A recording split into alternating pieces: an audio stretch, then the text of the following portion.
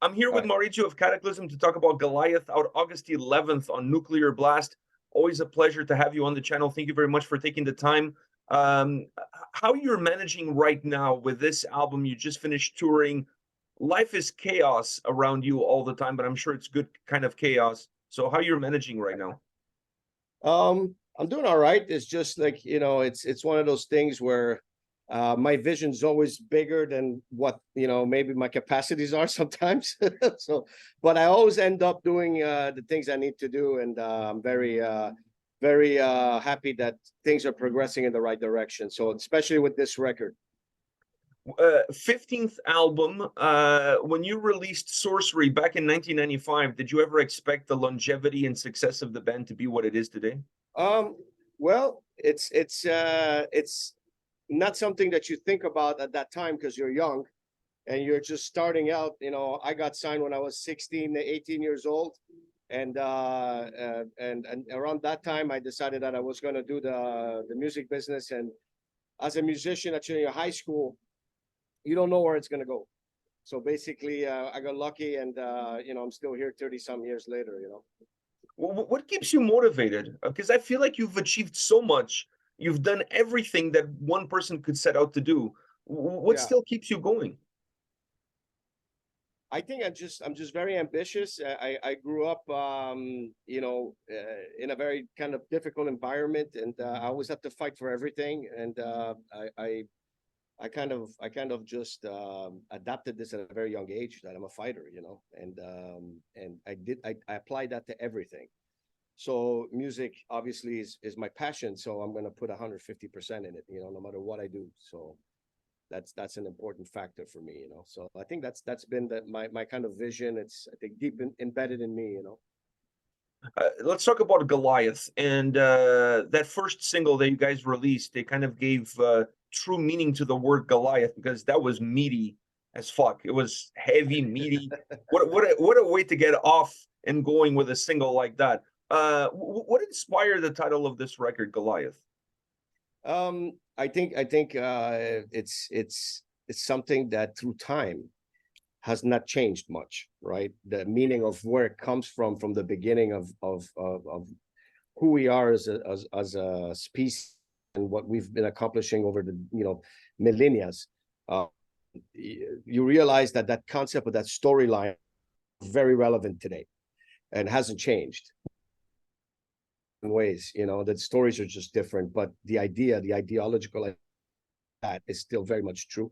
And I think this is a time where a lot of people have a lot of questions about a lot of things, and it's you start seeing that we don't have complete control over the things that we think we do, and in the end, this is kind of a representation of people waking up and fighting the big man, fighting the beast, the way I see it.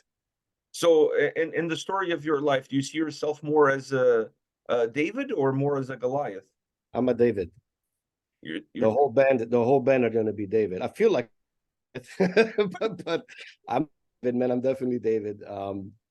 Since I was a kid, even in high school in Montreal, um, I always defended the bullied. I always was that guy that, I was a big guy, so I never really had an issue of, being bullied or something. When they tried it, it always never worked. But when I saw other people that couldn't defend themselves, I was the guy.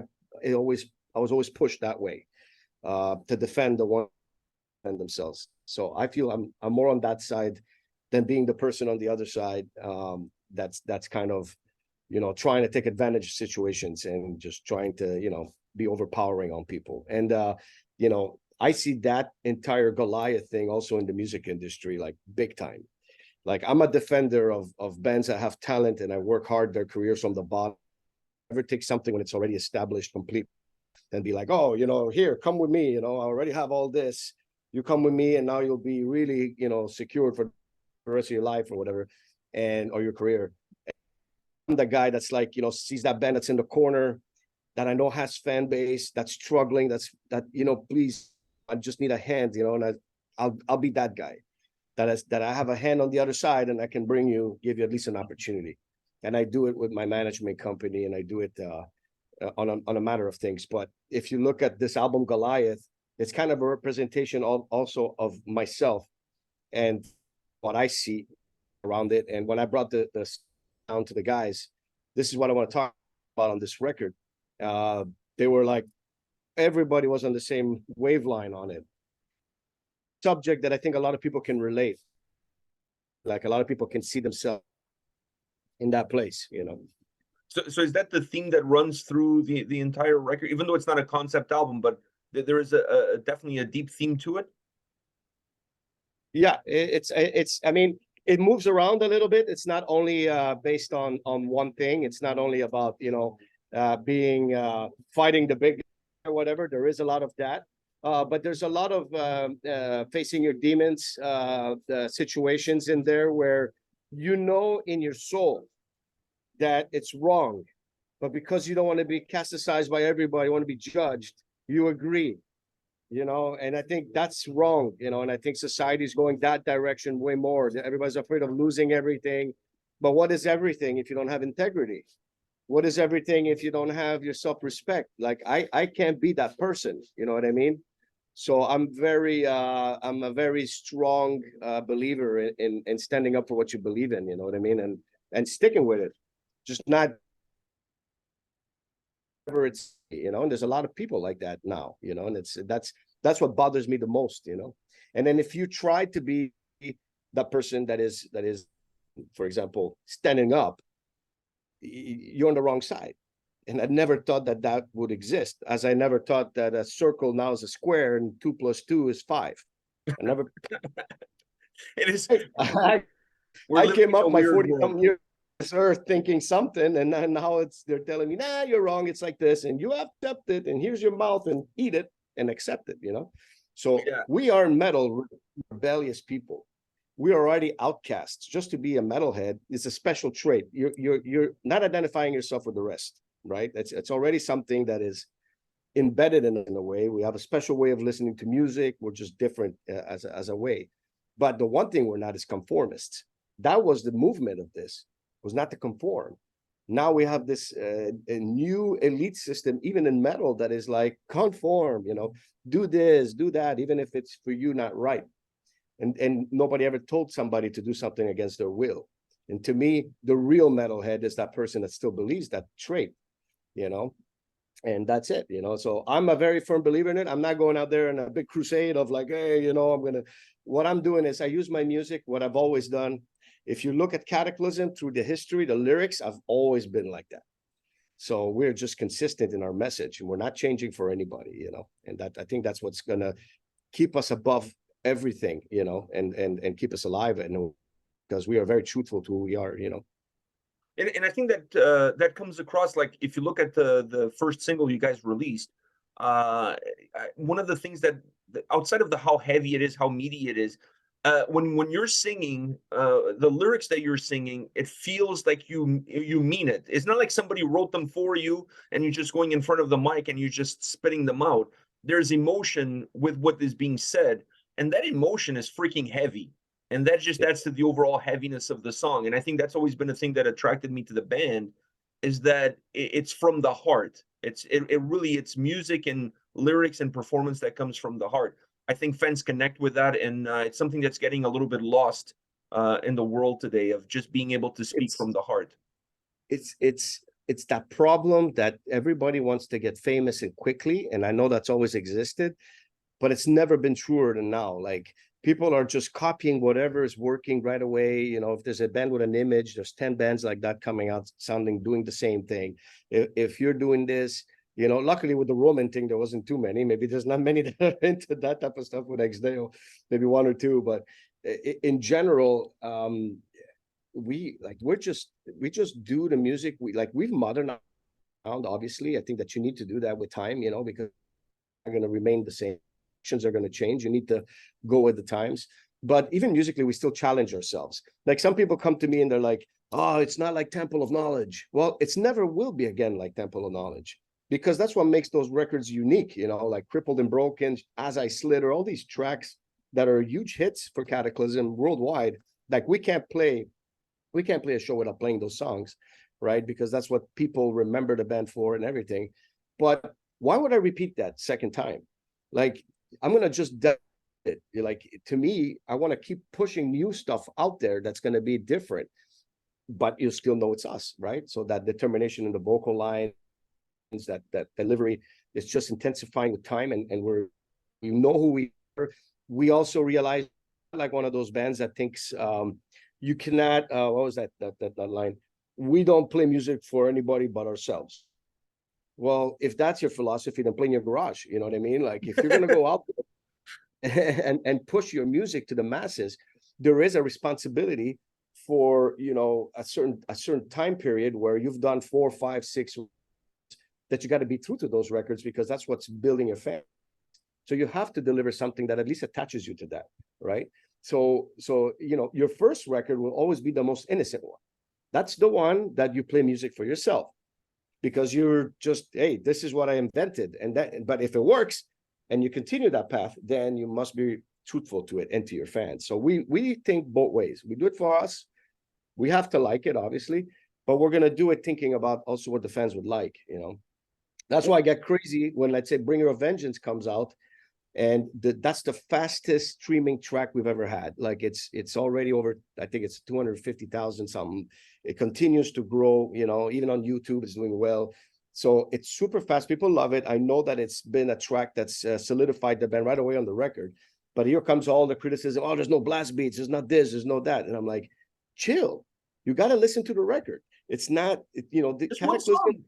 It's one song, and it's like people are so judgmental so quickly that it's like they dismiss it. Oh, they've been dead for, you know, 15 years. Yet the band's, you know, growing faster, better, you know, like more people coming to shows. And it's like, that's their philosophy of it, and that's okay. But you can't judge a record on one track, especially not with Kataklysm. We're very diverse on our, especially this album. I mean, you know, I'm assuming you heard it, and you know that it's not going to be, you know, one song representing this record. That's for sure. Yeah, and that's always been the motto of the band. It's, you know, there is a red line across the entire record, but it's not like you're going to copycat each and every single song and follow a format. That's never been the design of the band. I thought from the options available to you, that was a great single to release, because it's a song that, why doesn't give you the full picture of what the album is? It sure gives you a snapshot in terms of how aggressive the record is going to be. Right. So I actually thought that was a great choice. It's an angry record, you know. Unconquered was written before the pandemic. In your cornflakes when you Yeah. Well, you know what? Look, it's the record was written at the end of the pandemic, around early 22, and it was like late 21, early 22. So it was still kind of like we're coming out of it, you know, and we already had a couple of tours in us with Deicide, with James being in the band. We wanted to break that ice first, get the chemistry going on the live front before we get into the studio. And that was a very quick process. We get along so well. This is a guy that for us is bringing the band into a place where we feel like a family again. I haven't felt like that since Max times, you know, when Max was in the band. So it's very organic type of feeling on the record. It got written like this. I mean, it was a long process because we took our time to do it. We came back to the songs, you know, but it was an easy record to write. So that's a good sign when you're in there and things are coming out, you know. The concept was done. And Cantor did the artwork. I mean, he's a fabulous artist, and I needed something that was kind of biblical in a way, you know. It had to go historic times, and he's the best at that. And he really did what I wanted to see, you know, and it gives this artwork a little bit of that shadows and dust feeling from our old record classics, and that's helping a lot. Also the old school fans getting the old school vibe. How do you find time though? Because you guys are so busy. You're so busy, but as a band, tour after tour, North America, South America, Europe, like, I mean, all over the place. I mean, this summer I saw you twice at a festival run. Then I saw you with Deicide on the North American tour. Then you guys went to Europe, then South America. Where do you squeeze in time to put a record like this together? You know, it was a process that it lasted. It was about a year because we were in and out on it. We started writing, but we're pretty quick writers compared to a lot of bands, just because we know our direction right away. We're not trying to figure out what people are going to like, in the sense that we have to redo this. we're going to do, the roots are going to be the same, so we know exactly where we start, but then it's all about the ingredients we throw on top that to make it a little different, you know, and standing on its own. Like when we finish a song, one thing we do ask ourselves is, does it sound like anything else we've done before? Obviously the overlaying is going to be Kataklysm, but we don't have another Bringer of Vengeance, you know, so that's the thing, you know, we don't have another Combustion or something like that. These are all songs that are standing on their own, and that's important for us. There's going to be elements that are going to be coming back. I do a lot of throwbacks with lyrics, you know. I'll be singing lyrics from titles of different albums in the lyrics, you know, like as a little, you know, egg in there I throw, you know, but Easter egg or whatever. And so I do things like that, but in general, it's going to be standing on its own. And I don't know where we find the time. I think that we take this very seriously. You know, we take it as a career, and then we know that we have to push, or people forget you, you know. There's way too much stuff going on out there as well, you know. So we are very hard workers on that. And I think I go crazy if I'm too much with myself. You know, if I have too much time on my hands and I'm by myself, I think too much. I might go into rabbit holes. I want to stay out of it. Do you guys write a little bit while you're on the road, considering how much time you spend on the road, or do you leave the writing process to when you're off the road? Off the road. Yeah, we don't do anything that has to do with over there that's like you know, on the road, because on the road, when we're in the studio and we're on the tour, on tour, our focus is how we're going to perform tomorrow. Do we change anything? Our minds are all in there. And during the day, we are just chilling, you know, visiting towns, doing whatever it takes, because that's the time where we connect also as human beings, you know. And we don't want to be stuck like doing the things we do on our home also on the road. So we're very conscious of that, you know. When it comes to a new album cycle, what's your least favorite thing? The least favorite part for me is when it goes into mix mode, because it's difficult, because you want to have the record sounding perfect, and then you have 15 records before that, so you're kind of want to make sure that it sounds great, and you never know 100% if it's there. That's the part that I love recording, because I'm out there belching out all my emotions. It's coming out, you know, I'm fighting, you know, that's what I do. It's like, and then I love writing, and I love performing live, but I don't like the part where it's finished, everything's recorded, and then you got to go into mix mode, and now they're mixing everything together, because that's the final result of what you've done, right? And that's the part where sometimes the guitar is a little bit louder, a little bit more vocals here, like that thing, because it's complex song to song, you know. And people again get more critical as I was gonna say, do more you get into albums your head a little bit sometimes? The what? You get a little bit into your own head when it comes to that time? Yeah, I think I do. You know, it's I have to take myself sometimes out of the element and let the other ones do the job. And because also I don't have all the answers. I'm Italian. I think I do. I think I have all the answers to everything, right? You grew up that way with your parents. They're always right. You're wrong. But at some point, you let the guys that do that know what they're doing, let them do it. You know, like JF in front of a board, it's to me, it's Chinese. I don't understand one thing that's on that board. Am I allowed to say that, or is somebody Yeah, going to? yeah. We're not canceling you. We're not canceling. All right. I'm just saying, like, I don't do the whole woke thing, so I mean, whatever. I'm just saying, like, if the boards is in front of me and it's complex to me, it's complex. I don't get it's it. Greek. It's Greek. It's Greek. It's Greek, so Greek is closer to me. Cool. I can't. To me, it's just intangible. I don't know what the hell's going on there, right? But I know how to put things together in a song. So that's where everybody's strengths come into play for Kataklysm. You know, we're very lucky we have all those elements in the band as well. You know. One last question for you, and that is, with the album coming out August 11th, does that mean we're going to see a North American tour run in support of this record before the end of the year? We're gonna see a few things. Not before. Well,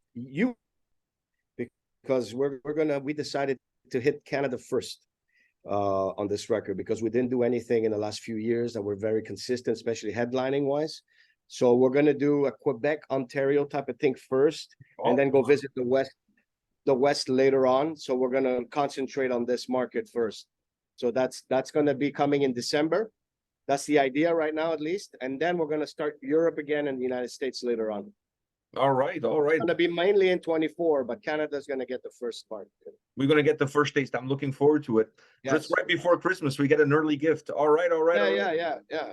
And then we're going to probably remain in Canada for Christmas. So Yeah, it works out perfectly. yes, for It sure. works out perfectly. Maurizio, thank you very much for your time. I know you have a super busy schedule. I'm looking forward to seeing you again when you're in town. Always a pleasure hanging out with you and talking about music. Next and time life. I'm in town, we should break bread together, man. Yes, next time you're in town, let's go and have some food, have some drinks. Let's do that. That's for done sure. deal. Done deal, man. I really appreciate you guys. Keep being the voice of Canada, man. Plus, next time you're in town, my son will be 19, so he can come to the show. There's no more that all ages thing. Oh, really? Oh, that's awesome. Yeah, yeah. So he's going to be able to come to the show because he's going to be 19 in September. So he's definitely going to be able to see you guys. He saw you guys in Portugal, but he hasn't seen you guys here. So that's looking awesome. forward to The do club that. environment for Kataklysm is always way better. That's like we're home there, you know. Yeah, you Especially guys in the definitely are. Toronto area. It's always awesome. So we're looking forward to it. All right, man. Take care. All the best. right, Enjoy man. the weekend. Thank you, man. See ya. See you later.